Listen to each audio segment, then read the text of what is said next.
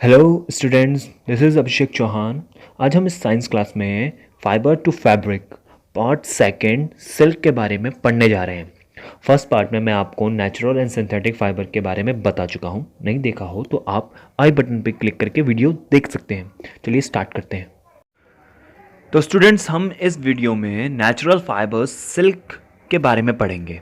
तो स्टार्ट करने से पहले मैंने फर्स्ट वीडियो में आपको नेचुरल फाइबर और सिंथेटिक फाइबर के बारे में बताया था। तो इस वीडियो में थोड़ा कंपैरिजन कर लेते हैं, दोनों में क्या अंतर है और क्या फ़ायदे क्या नुकसान है। तो देखिए, नेचुरल फाइबर आपको नेचर प्रकृति से ही मिलता है। ये आपको जो आपका कॉटन होता है, जूट होता है, सिल्क होता है, ये प्राकृतिक द्वारा ही आपको मिलता है।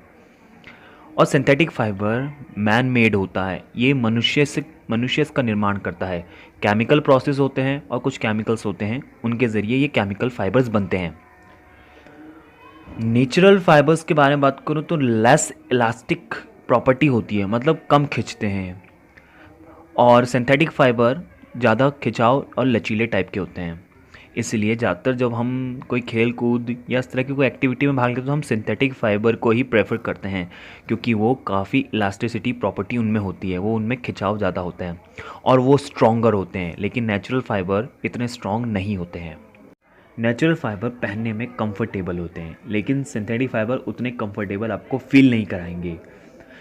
गर्मियों के टाइम पर या सर्दियों के टाइम पर अगर आप नेचुरल फाइबर के बने कपड़े पहनते हैं तो आपकी बॉडी को काफ़ी रिलैक्स और जर्म फ्री मिलेगा, क्योंकि सिंथेटिक फाइबर जो होता है अगर आप उसे पहनते हैं तो आपकी बॉडी से जो स्वेट पसीना निकल रहा है वो सिंथेटिक फाइबर अब्जॉर्ब नहीं कर पाते हैं, आपकी बॉडी में ही पसीना रह जाता है और जर्म्स वहाँ पे बनने लगते हैं। नहीं, और साथ ही नेचुरल फाइबर जो होता है वो आपके पसीने को एब्जॉर्ब कर लेता है और उसको सुखा भी जल्दी देता है। पर एक ख़ास बात है सिंथेटिक फाइबर की कि ये इनका कलर और ये काफ़ी लॉन्ग टाइम तक चलते हैं। लेकिन नेचुरल फाइबर उनका कलर भी जल्दी उड़ जाता है, लेकिन लंबे समय तक ये टिक नहीं पाते हैं। तो अब इनको साइड रखकर हम अब बात करने वाले हैं नेचुरल फाइबर सिल्क के बारे में, कि सिल्क आता कहाँ से, कैसे बनाया जाता है क्या। चलो स्टार्ट करते हैं। सिल्क फाइबर आपका सभी नेचुरल फाइबर्स में सबसे बेस्ट है, स्ट्रॉन्ग है, सॉफ्ट है, शाइनिंग फाइबर है ये, जो हमें सिल्क वॉर्म से मिलता है। इसे हमें अलग करना पड़ता है कोकोन से, जो कि सिल्क वॉर्म का कोकोन होता है। कोकोन क्या होता है इसके बारे में आगे बताऊंगा अभी। तो देखिए, सिल्क आपका एक तरीके से प्रोटीन से बना होता है, जो कि सिल्क वॉर्म प्रोटीन से बनता है और ये सबसे स्ट्रॉन्गेस्ट नेचुरल फाइबर है। देखिए, सिल्क तो हमारा आता है कोकोन से और ये कोकोन बनाता है कैटरपिलर या सिल्क वॉर्म, हम कह सकते हैं उसे। और ये कैटरपिलर अंडों से निकलते हैं। किसके अंडे? अडल्ट सिल्क मॉथ के अंडे। देखिए, एक कैटरपिलर या सिल्क वॉर्म की बात करूं, उसकी ना 4 स्टेज होती हैं। देखिए, फर्स्ट स्टेज में जो सिल्क मॉथ होता है वो पत्तों पे अंडे दे देता है।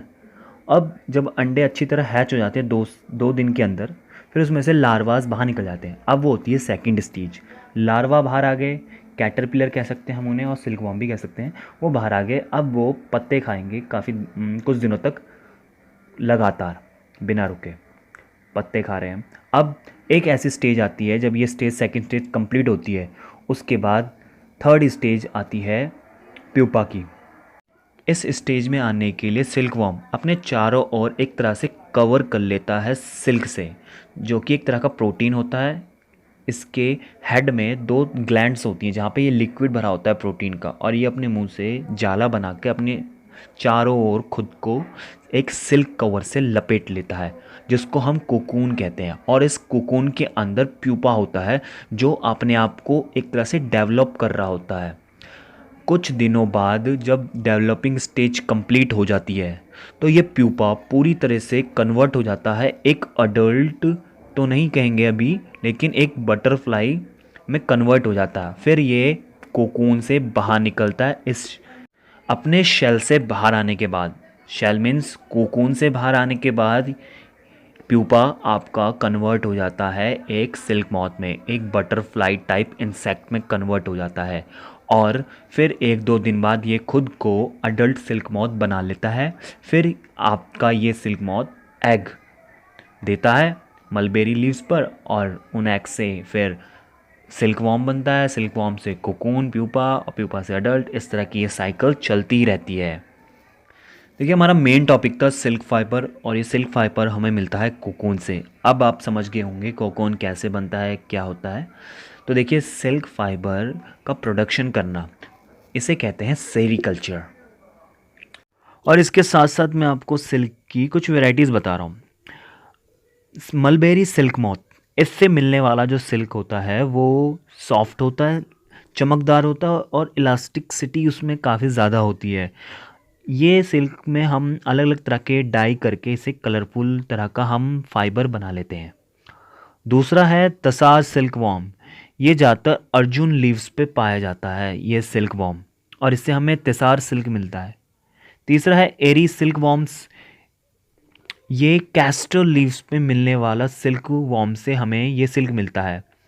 ये ज़्यादातर डार्क रेड या ब्रिक रेड तरह का सिल्क मिलता है इससे हमें।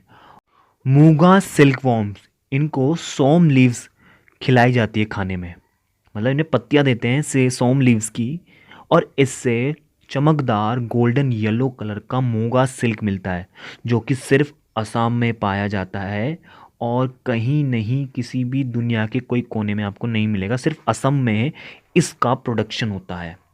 तो आज के लिए इतना ही, कल आऊँगा नेक्स्ट वीडियो के साथ, कॉटन और जूट के बारे में बात करेंगे।